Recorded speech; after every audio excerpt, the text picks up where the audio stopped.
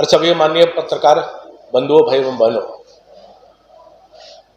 चुनाव के कल प्रथम चरण से और साथ साथ जैसे जैसे चुनाव चढ़ रहे हैं, पूरी तरह से हताश में अपने आप को आरजेडी के राजकुमार अपने आप को पा रहे हैं। तेजस्वी यादव के साथ साथ आरजेडी के जितने लोग हैं, इस चुनाव के आने वाले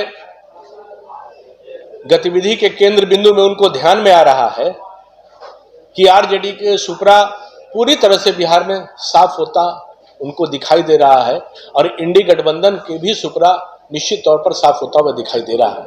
बढ़ते कदम एनडीए के स्पष्ट तौर पर जनादेश के माध्यम से दिखाई देने का भी क्रम प्रारंभ हो गया है। आपको ध्यान में होगा कि दलितों के किस प्रकार से अपमान, अनुसूचित जाति का अपमान जो करने की फितरत आरजेडी के प्रारंभ से रही है, वो तो लालू यादव के समय रहा ही है, राबड़ी जी के भी समय रहा है और श्रीमान तेजस्वी यादव भी उसी कंटिन्यूटी में आगे बढ़ने का काम कर रहे हैं। वो इस बात का परिणाम है कि जिस प्रकार से उनके मंच पर माननीय चिराग पासवान जी के मां के बारे में अभद्र टिप्पणियां की गई, फिर भी किसी प्रकार का कोई स्पष्टीकरण उनके कार्यकर्ताओं के द्वारा पूछने का भी जहनत उठाने का काम तेजस्वी यादव ने नहीं किया। यह इस बात का परिणाम है कि उनके मन की मानसिकता क्या है, क्योंकि ध्यान में है कि जिस प्रकार से श्रीमान लालू प्रसाद यादव भी माननीय स्वर्गीय रामविलास पासवान जी के ऊपर अभद्र टिप्पणियां किया करते थे, वो भी ध्यान में है कि सदन में उनकी माता राबड़ी देवी जी भी समधिन ज्योति जी के ऊपर किस प्रकार से चप्पल निकालकर अभद्र टिप्पणियां करने का काम की थी। और आपको ध्यान में होगा कि कल जमुई में मांझू समुदाय के द्वारा आरजेडी के कार्यकर्ताओं के द्वारा क्या करने का काम कैसे किया गया था।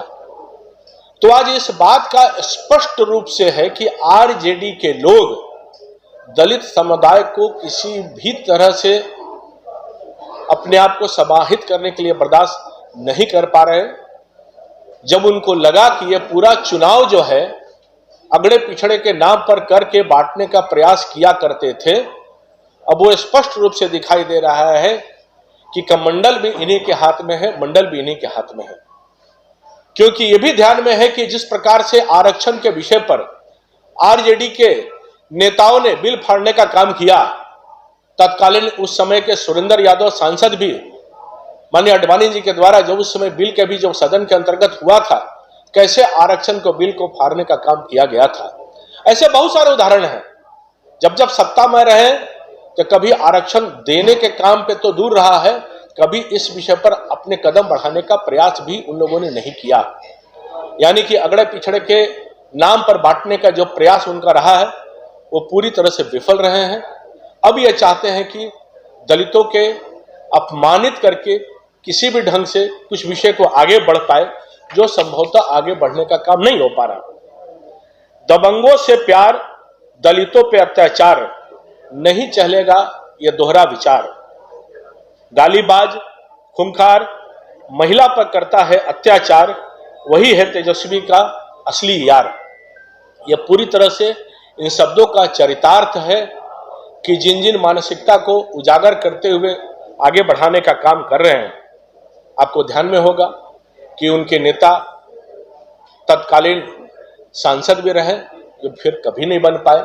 विधायक सुरेंद्र यादव अभद्र टिप्पणियां किया करते थे। वो आपके संज्ञान में है कि महिला विरोधी टिप्पणी से लेकर सुरेंद्र यादव ने अलग अलग प्रकार के अधिकारियों के गाली गलौज से लेकर दबंगई का भाषा निरंतर उपयोग करने का काम सुरेंद्र यादव ने जो किया है, वो बिहार के लोग निरंतर इस बात को अपने स्मृति में रखने का काम भी करते हैं। क्योंकि उनकी दबंगई, अत्याचार, यह आरजेडी का शब्दों का बोलबाला है, यह आरजेडी का कर्तव्यों का बोलबाला है। आरजेडी इन्हीं चरितार्थ पर अपने आप को आगे बढ़ाने का काम करता है, क्योंकि वह समानतावादी जो विचार इनके हैं, ये सब आगे बढ़ाने का काम करते हैं। तो ऐसे बहुत सारे विषय जो हैं आपके संज्ञान में आपके माध्यम से देने का काम किए हैं।